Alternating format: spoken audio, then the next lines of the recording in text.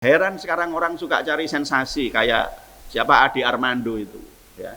Jadi sholat 5 waktu itu nggak ada dasarnya di Al-Quran. Ya ketoro dia itu budaya literasinya rendah. Dalam soal agama loh ya. Rendah, ngomongnya bagus. Tapi kalau dia punya kesimpulan, sholat 5 waktu nggak ada di Al-Quran, salah besar. Di mana ayat yang dia baca itu?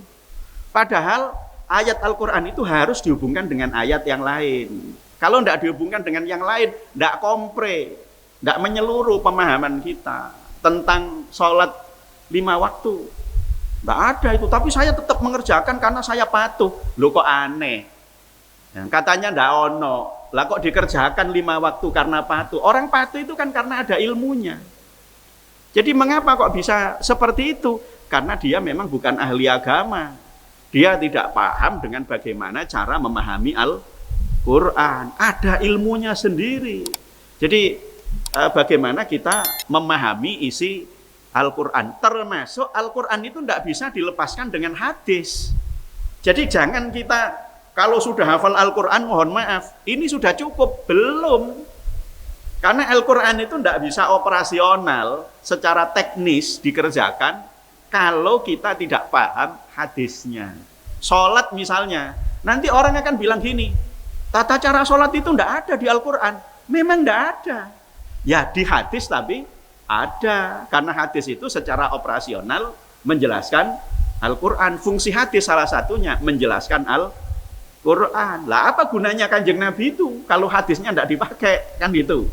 Ya, jadi maka kalau ingin tahu bagaimana cara sholat di Al-Quran, memang betul tidak ada. Tidak ada di Al-Quran sholat itu mulai takbiratul ihram, niat, sendakep, baca Fatihah, rukuk, i'tidal. Tidak ada di Al-Quran.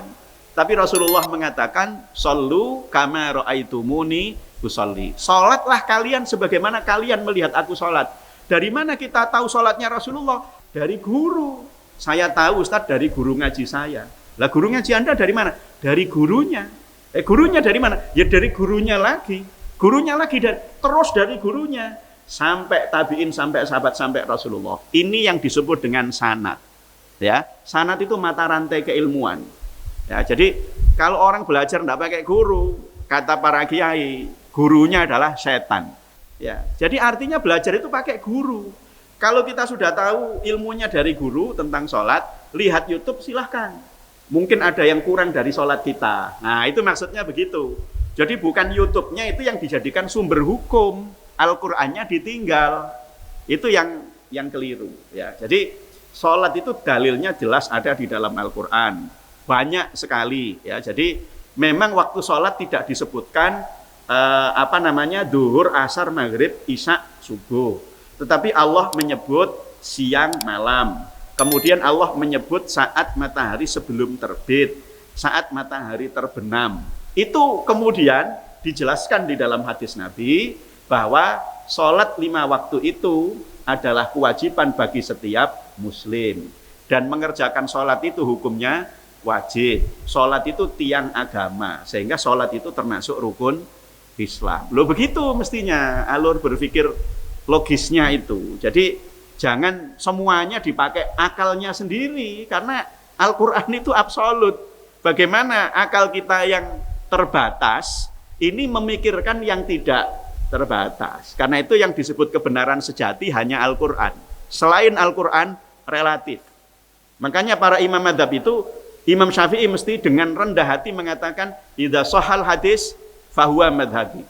Jika hadis itu hadis sahih, itulah pendapatku, itulah madzhabku. Artinya jangan ikuti pendapatku kalau pendapatku ini bertentangan dengan hadis sahih. Begitu. Imam Abu Hanifah punya semboyan sangat terkenal. Hum rijal wa nahnu rijal. Dia laki-laki, saya juga laki-laki. Artinya dia punya akal, saya juga punya akal. Kalau hanya sekedar logika, dia bisa, saya juga bisa.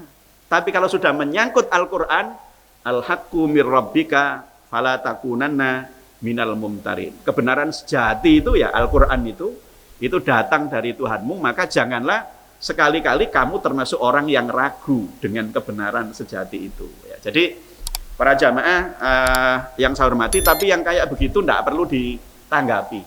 Ya, kalau ditanggapi nanti ya tambah seneng. Ya, Ya, sholat 5 waktu tidak ada dasar ditanggapi orang gak ngerti. Dia hanya perlu ngaji sebenarnya. Perlu ngaji, mungkin perlu ada orang yang diajak diskusi gitu aja. Tidak perlu ditanggapi berlebihan ya.